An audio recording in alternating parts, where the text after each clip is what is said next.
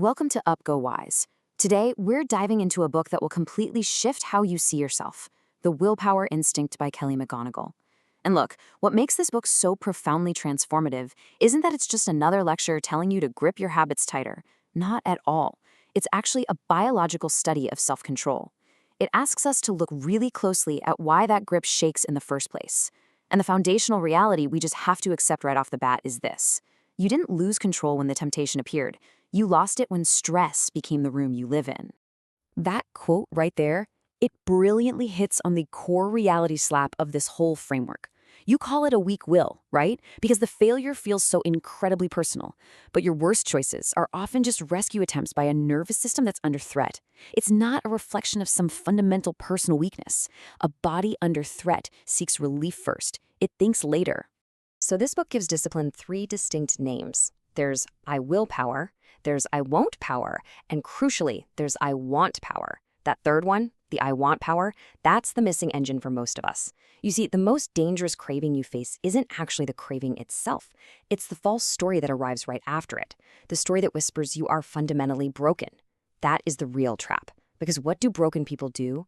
They immediately ask for comfort, and boom, the cycle repeats. To break that cycle, we have to contrast the old model of self-control with the new one. The old model basically says self-control is a judge, and a judge punishes. A judge asks who's guilty and seeks a sentence.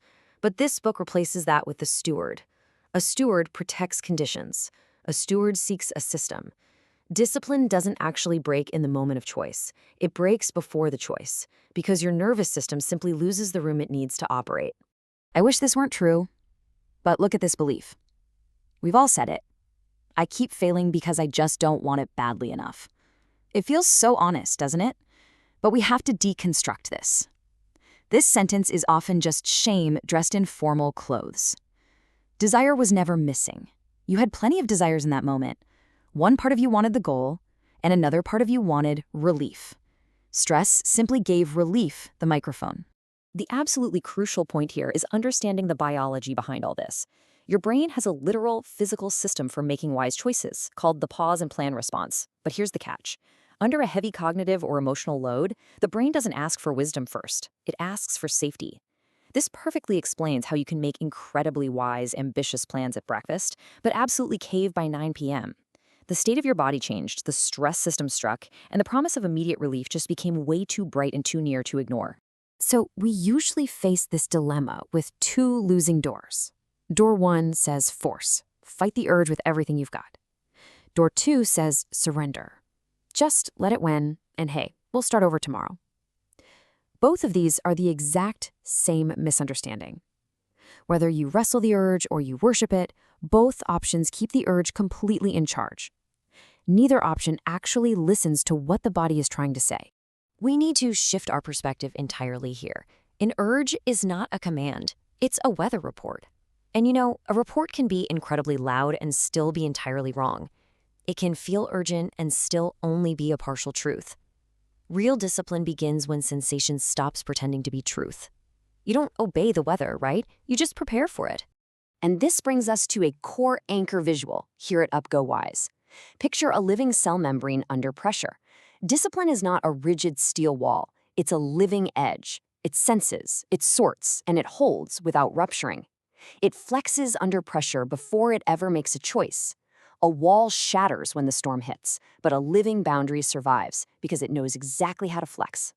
Now, I wish this weren't true, but look at this second false belief we need to collapse. I need to hate the weak part harder. So many highly disciplined people use contempt as fuel, and then they literally call that burn ambition. But using contempt as fuel turns your own self into a threat. And what happens when the body senses a threat? It immediately triggers the nervous system to seek more immediate relief. You are quite literally fueling the very cycle you're desperately trying to stop.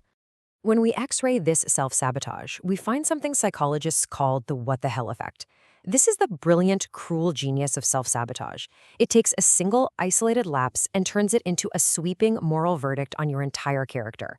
And once that one little breach becomes proof of failure, that proof seamlessly transforms into permission for more damage. The fall is brilliantly used to sell the next fall. To actually repair this, we need self-compassion. But hear me out. Self-compassion with teeth. This isn't about making excuses. It's about making contact with the truth. Replay your last slip without the insult. Name the trigger. Name the promise it made to you. And then name the actual cost. You have to stop attacking the operator of the machine, because only when you stop attacking the operator do you finally gain access to the control room. Let me ask you something. What if your strictest rule is actually bait?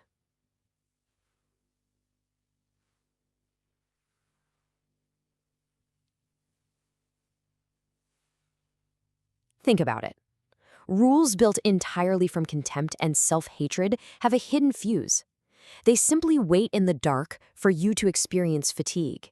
And then they call the inevitable explosion freedom. This dynamic brilliantly illustrates why that happens across time.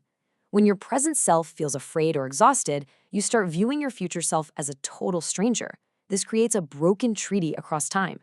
The present self takes the pleasure and seeks immediate relief, while handing the massive bill to this stranger in the future who inherits the bad bargain.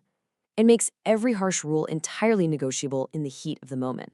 So we end up at another double paradox. Option 1, tighten every rule until your life is completely airless and rigid. Option 2, drop the goal entirely because the rules feel way too cruel. Once again, both of these are the exact same misunderstanding. They both hopelessly misunderstand discipline. One tries to replace self-knowledge with total, rigid control. The other confuses freedom with directionless drift. The reason failure feels so devastatingly intimate is because it borrows your tone. It sounds exactly like you. But we absolutely have to remember this. Evidence is not identity. Evidence is just feedback with a timestamp. You have to build a treaty with yourself. Feed the body before the hard talk. Add sleep before making the vow. You must structurally make the wanted choice highly visible and make the costly choice much, much slower. So the crucial takeaway here is that flex is not failure. Flex is how a living boundary survives pressure. Self-control protects what you value. It doesn't create your value. We are moving the standard upstream. We have to stop asking a depleted, tired body for a flawless, sacred performance, and instead we start building the baseline conditions where our better self can actually show up in the first place. This book proves that the moral courtroom inside your head is actually just a training lab. So here's the practice. Before tomorrow, you will choose one specific craving loop and run a strict 5-minute pause before the next choice. Do exactly this. Name the trigger, breathe slowly, wait until the urge changes shape, and then, only then, choose. 5 minutes. Take this framework, step out of the courtroom, and step into the lab. Ask yourself, what could you build if you finally stopped fighting your own biology? To continue this work with UpGoWise, access your growth map.